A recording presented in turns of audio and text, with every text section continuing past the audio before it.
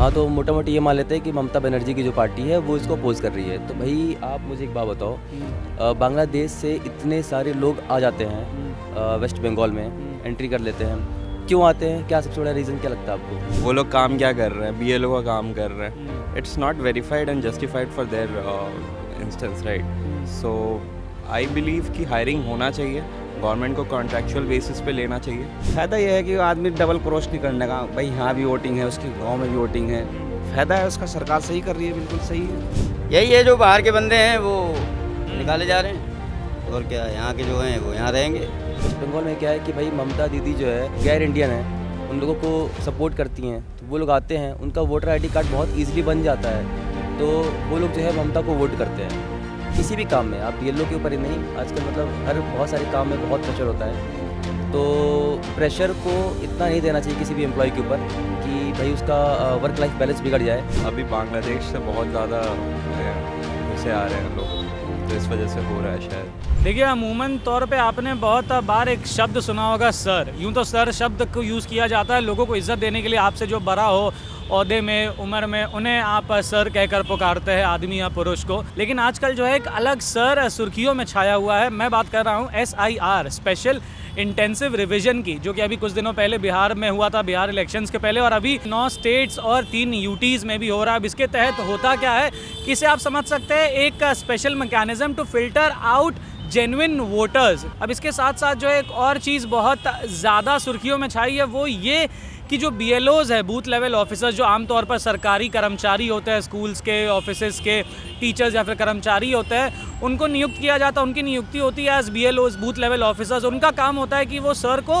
Grass root levels पे जो है ऑपरेट करे, एग्जीक्यूट करे. और हाल फिलहाल में देखा गया है कि जो इंटेंस प्रेशर उनके ऊपर है काम का, इतना ज़्यादा जो स्ट्रेस है डेडलाइंस मीट करने की, सर को SIR को अच्छे तरीके से एग्जीक्यूट करने का, हाल फिलहाल में खबरें ऐसी भी आई हैं कि कुछ BLOs ने अपनी जान ले ली, क्योंकि वो जो है इंटेंस प्रेशर और स्ट्रेस से कोप नहीं कर पा रहे थे जो इस पूरे SIR के दौरान वो झेल रहे थे. तो आज जानने की कोशिश ये रहेगी कि लोग कितना जानते हैं SIR को, आम आदमी SIR के बारे में कितना जानता है. आज की हमारी कोशिश ये रहेगी. इस बार वोट देने गए थे आप? हाँ. SIR का पता आपको? हाँ. क्या होता है SIR में? उसमें नाम वाम काटा जा रहा है सबका. क्यों काटा जा रहा है नाम? बेसिकली जो आउटसाइडर हैं उनके लिए हो रहा है, और प्लस जो जिसका आधार कार्ड वगैरह, मतलब कार्ड्स वगैरह नहीं है, वोटर आईडी कार्ड वगैरह, उसके लिए काटा जा रहा है. कौन है ये जो फर्जी वोटर्स है? ये है कहाँ के, कहाँ से आते हैं, कोई आइडिया? आई गेस अभी बांग्लादेश से बहुत ज़्यादा घुसे आ रहे हैं लोग, तो इस वजह से हो रहा है शायद. आपने खुद फॉर्म भरा था SIR का इस बार? नहीं, वहाँ असिस्टेंट BLO वाले थे सारे, वो उन्होंने भरा था सारा. वो आए थे घर पे सारी तफ्तीश पे करने? आए थे, सारे पूछताछ किए थे कौन कौन है, कौन कौन नहीं है. तो कुछ फ़ायदा दिखा आपको SIR का जो इस बार हुआ बिहार में इलेक्शंस के पहले?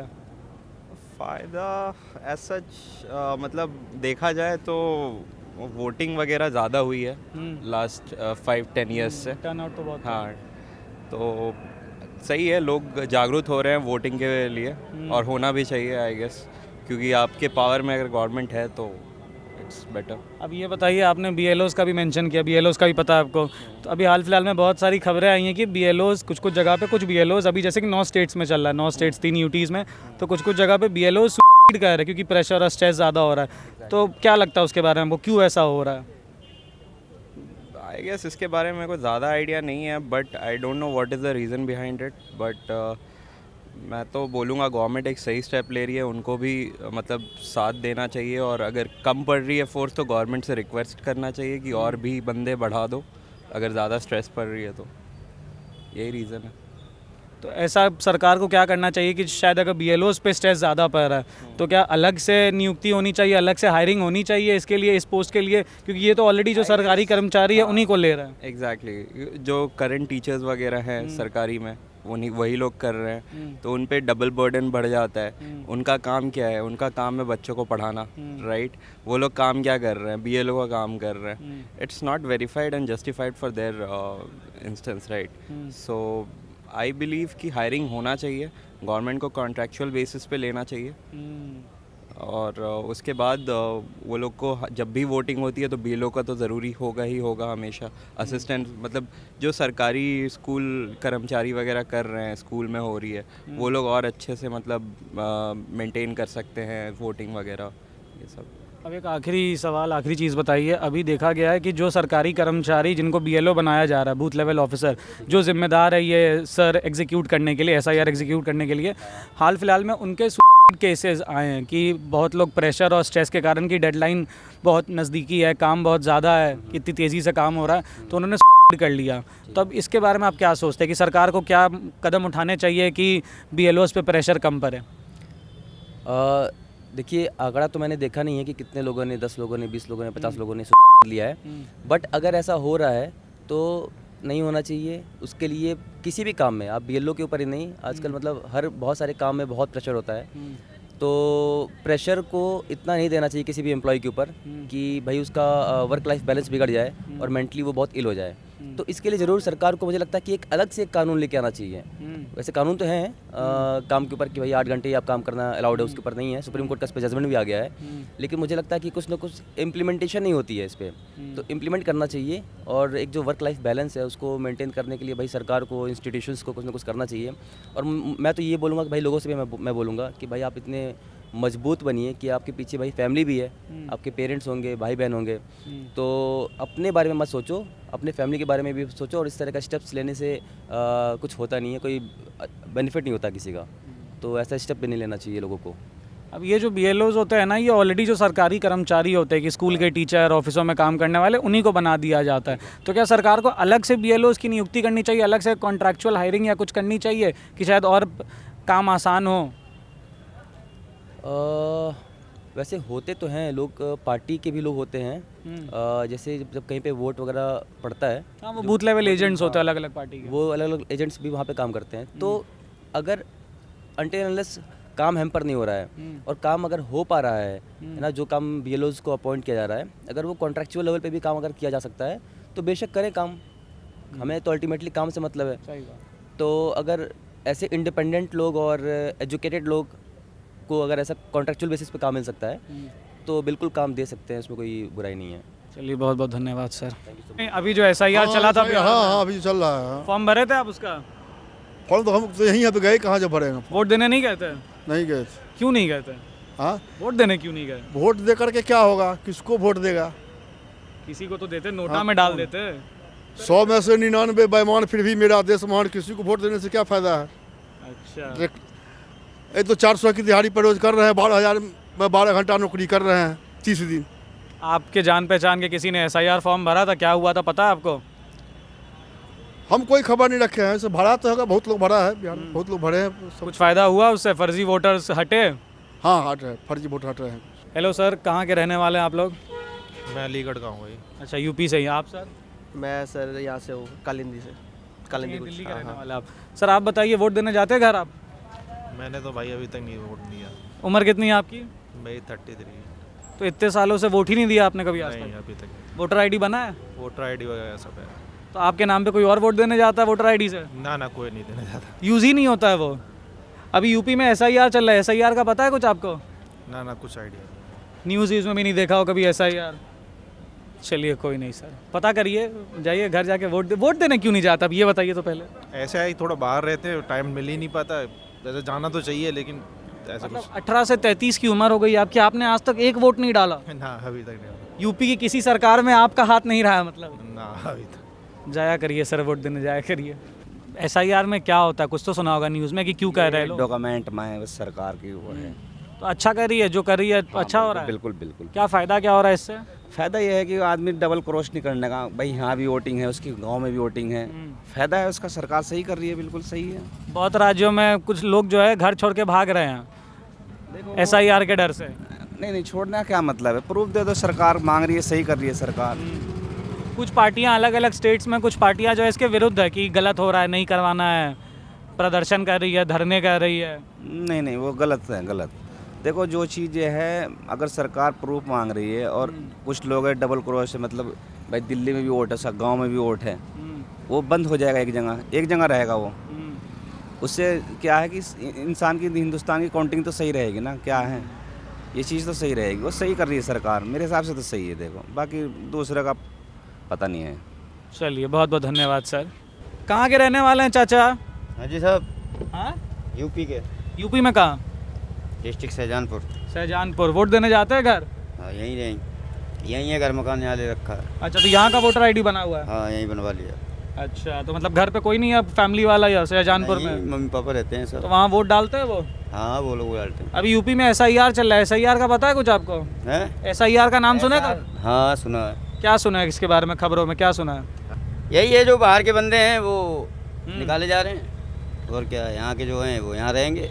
तो क्या लगता है आपको, अच्छा कर रही है सरकार ये SIR करके? अच्छा कर रही है।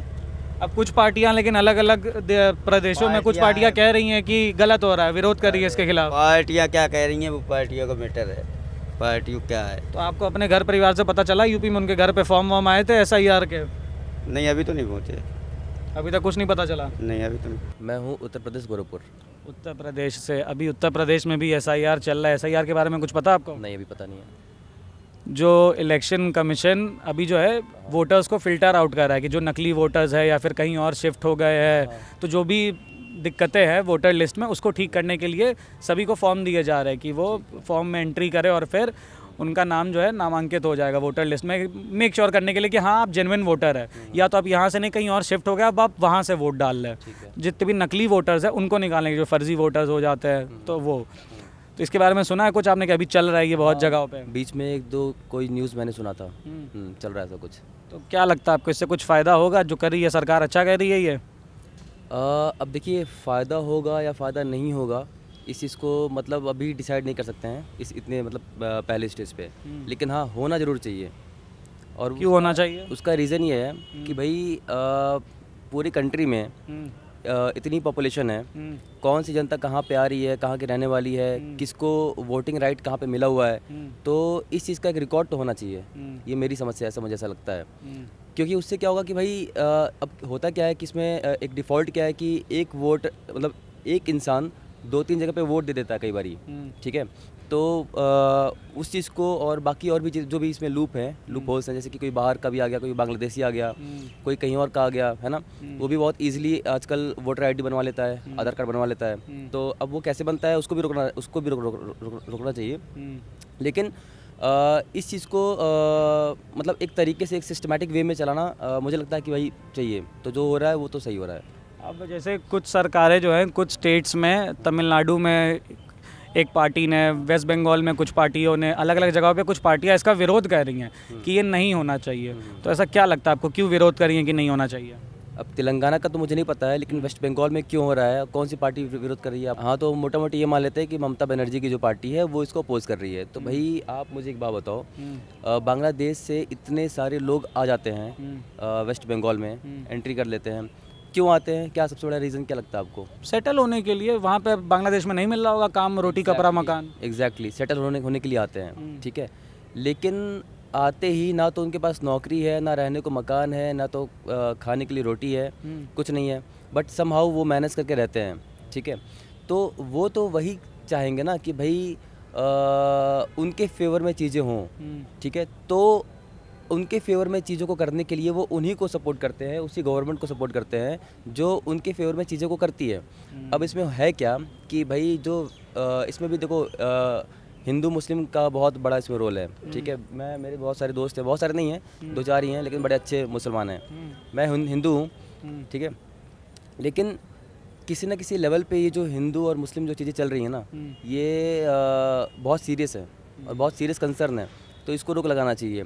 अब वेस्ट बंगाल में क्या टॉपिक पे आता है, वेस्ट बंगाल में क्या है कि भाई ममता दीदी जो है वो जो गैर इंडियन है उन लोगों को सपोर्ट करती हैं, तो वो लोग आते हैं, उनका वोटर आईडी कार्ड बहुत इजीली बन जाता है, तो वो लोग जो है ममता को वोट करते हैं, ठीक है। तो उससे उसकी सरकार बन जाती है। तो भाई सरकार चल रही है, मतलब पावर है तो आप दूसरों को आप सप्रेस कर लेते हो, ठीक है, जो आप अपनी वाली चला पाते हो। तो इसलिए ये सब चीज़ें हो रही हैं और इसलिए वो लोग जो है इसका विरोध कर रहे हैं कि भाई ऐसा नहीं होना चाहिए। और मुझे लगता है कि ऐसा होना चाहिए भाई, सबका डॉक्यूमेंट्स रीवेरीफाई होना चाहिए और सही तरीके से उसको मतलब इम्प्लीमेंट करना चाहिए। आपको पता है SIR का? हाँ हमारे बिहार में हुआ है। अच्छा, बिहार से आप? तो कुछ फ़ायदा दिखा इस SIR का? बहुत हुआ, लेकिन सर मेरा तो ID यहाँ का है, मैं बचपन से यहीं रहा जी हाँ, दिल्ली के, दिल्ली की यूपी?